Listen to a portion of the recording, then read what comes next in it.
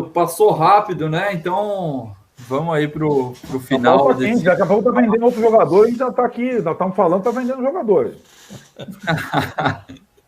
Olha só, Arnaldo, eu tô aqui atrás com o Morumbi, o maior estádio particular do Brasil, Sim. né? Se eu não me engano, ainda é o maior estádio, acho que o terceiro da América do Sul, ou quarto, alguma coisa assim. Mas não importa, é o maior estádio particular do Brasil.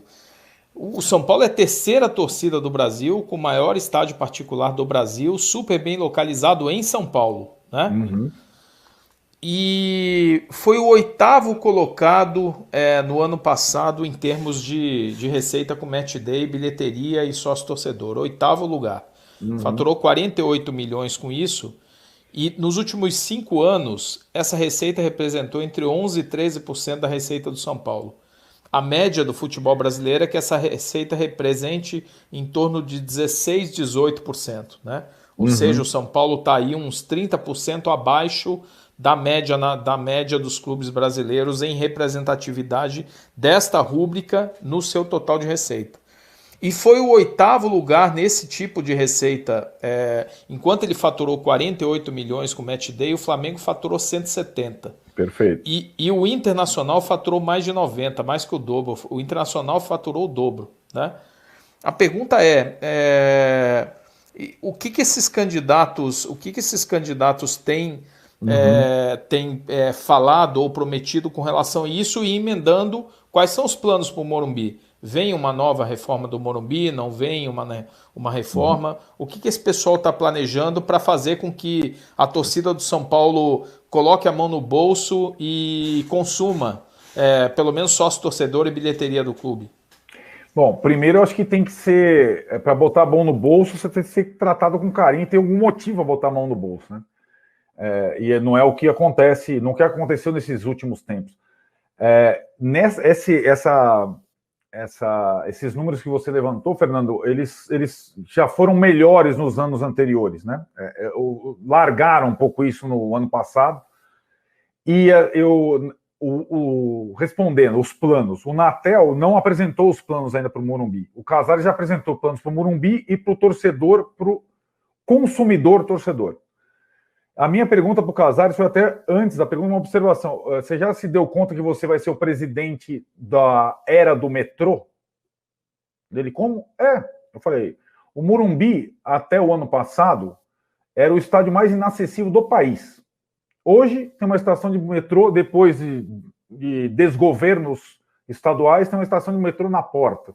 O Morumbi hoje é acessível. Agora, o Morumbi também é o local de maior distinção econômica na cidade de São Paulo. São mansões e a favela. E sabe onde está o torcedor de São Paulo? Ele não está na mansão, ele está na favela. O torcedor são paulino, a terceira torcida do país, é uma das torcidas mais populares de menor poder aquisitivo, o que não quer dizer que não possa contribuir. É fácil fazer isso. Só que tem que ter aquele negócio. É o plano de sócio-torcedor, é plano de jogo. Ele já falou que vai manter o setor popular para a gestão inteira, vamos cobrar. Setor atrás do gol no Morumbi, que é difícil de enxergar para cacete, setor popular até o final do ano. Uma proporção de preço do ticket e tudo mais. E, assim, Fernando, Euler, Munir, eu, com conhecimento que eu tenho do São Paulo de cobertura e tal, eu coloco 50 mil no Morumbi toda a partida. Te juro por Deus, com o plano de jogo, com o preço do ingresso. Te juro, me comprometo a colocar 50 mil. Mas dá trabalho cuidar de gente, sabe? Dá trabalho. Dá trabalho de todo o entorno. Não é só do porteiro, tal, dá trabalho. E os caras não querem trabalho. Para você transformar o Morumbi... Não tem que reformar o Morumbi. O Morumbi é um estádio diferente, ótimo, assim como é o Camp Nou e o Santiago Bernabéu. Não vai ser arena, não dá. Se você demole o Morumbi, você cai no vácuo ali, você cai no rio. Não precisa fazer isso que está aqui atrás. Não precisa fazer. O Casares, aliás, é um cara que fez a reforma, entre aspas, promoveu do anel inferior, né? Quando você não consegue assistir nada, e tem lá o Koji japonês, tem outro. Tem coisas lá acontecendo que deram certo. Restaurantes que deram certo, academia que deram certo. Então, ele transformou aquilo, o anel inferior, numa área de convivência. E dá para encher os outros 2 anéis e estar conversado. O estádio é bom, é confortável e dane-se, não vai ser arena, não. Não vai ser arena. É o Morumbi e acabou. Acabou. Não tem essa. Onde está indo jogar o Palmeiras no domingo? Morumbi. Não está indo jogar? Tem lá a Allianz Parque. Tá... É curioso isso, porque assim, o Palmeiras me faz exatamente definir o que eu vou assistir domingo. Vou assistir Palmeiras e Santos profissionalmente ou vou assistir PSG e Bayern na mesma hora?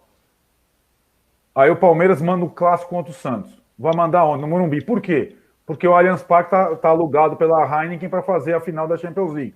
Então, o próprio Palmeiras está priorizando o evento da Champions League. Então, meu velho, eu estou em outro lugar. O Palmeiras perdeu uma Libertadores que foi jogar no Pacaembu.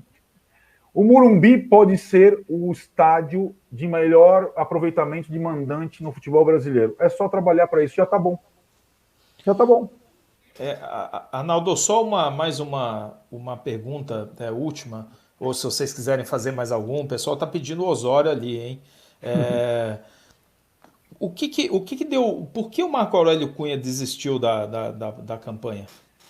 Não, ele não desistiu, ele perdeu para o Natel numa eleição tripla. Teve um segundo turno, eram 3 caras e ele perdeu.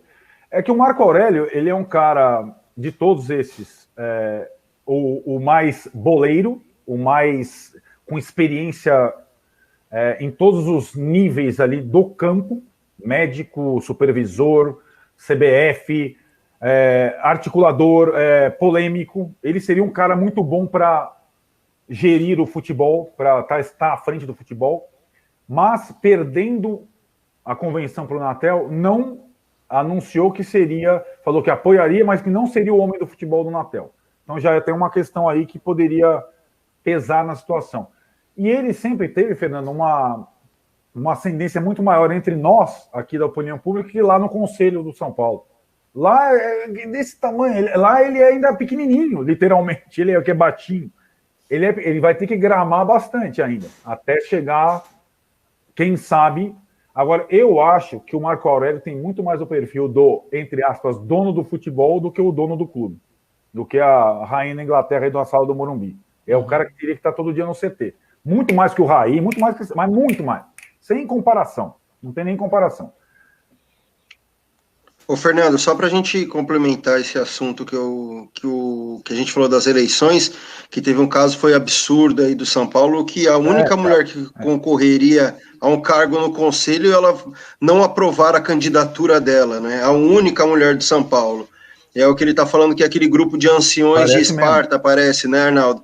São mais de 20 milhões de torcedores, onde 3 mil torcedores estão aptos a votar para escolher 100 conselheiros, então são 30 votos aí por conselheiros, e desses 100 conselheiros para eleger um presidente. Então é minimizar muito o tamanho de um clube que é tão gigante como o Fernando falou, né? O terceiro maior do país, tem 3 mil votos para eleger 100 caras que vão eleger um presidente. Então, São Paulo é o time mais fechado, mais machista, mais racista, mais preconceituoso do futebol brasileiro e é a antítese da sua torcida.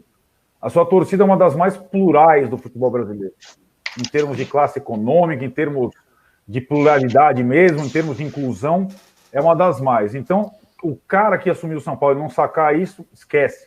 Não adianta governar para 200 só. E a torcida que está hoje lá no Morumbi, tocando terror lá, querem lá saídas do Diniz, do Raí e tudo mais, mas eles querem um clube mais democrático, é o que os caras estão exigindo lá, né?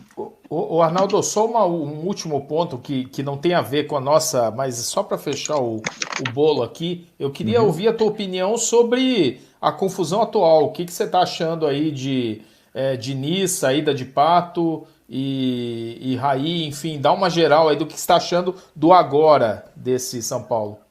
Eu acho esse agora muito complexo, porque é um agora de pessoas que não vão ficar. E eu hoje, na entrevista que eu fiz com o Casares lá atrás, ainda antes da volta do futebol, o técnico dele era o Diniz, porque o Diniz cresceu muito na parada do futebol, quando a bola voltou a rolar.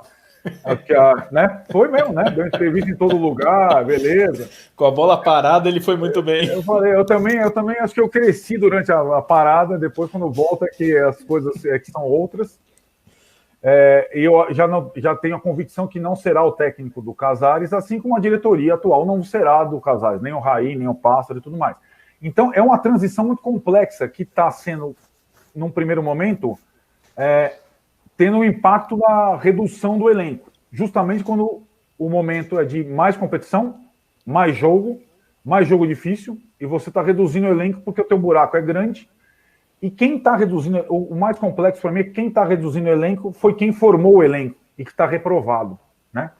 Então, quando o Pássaro e o Raí promovem essa reformulação, e o Diniz, sendo eles os principais responsáveis pelo fracasso recente, me faz entender que essa reformulação, essas saídas, elas não têm tido critério, têm sido feitas às pressas, de uma forma desgovernada. Agora, é claro que se você me perguntar, o Alexandre Pato foi uma boa? Não foi uma boa desde que foi contratado. Fernando Diniz foi uma boa? Não foi uma boa desde que foi contratado. Não precisa falar agora que fracassaram. É na hora. Fernando Diniz vale a pena? Não vale a pena. Não é o técnico no momento atual. Alexandre Pato vale a pena? Evidentemente não vale a pena. Né? Não vale a pena. É isso aí. Só para registrar, vocês tocaram no assunto do conselho, a gente mapeou aí os possíveis candidatos no final de julho, e ainda sobre esse assunto, a gente não encontrou nenhuma candidata mulher, nenhum candidato negro em todos esses 11 clubes que a gente analisou. Enfim, é um absurdo. Em todos os 11. Arnaldo, só para a gente fechar, então, tem favoritaço para as eleições de São Paulo? Pior que tem, você, o cara vai me matar, né, cara? Na verdade, assim, fora o favoritaço da Copa, lá que eu sequei o Brasil, o resto eu acertei a maioria. Mas então, tem favoritaço. O Casares é favoritaço a vencer. Mesmo que a disputa com o Natel seja mais apertada do que seria com o Marco Aurélio lá no Conselho do São Paulo. Show. A gente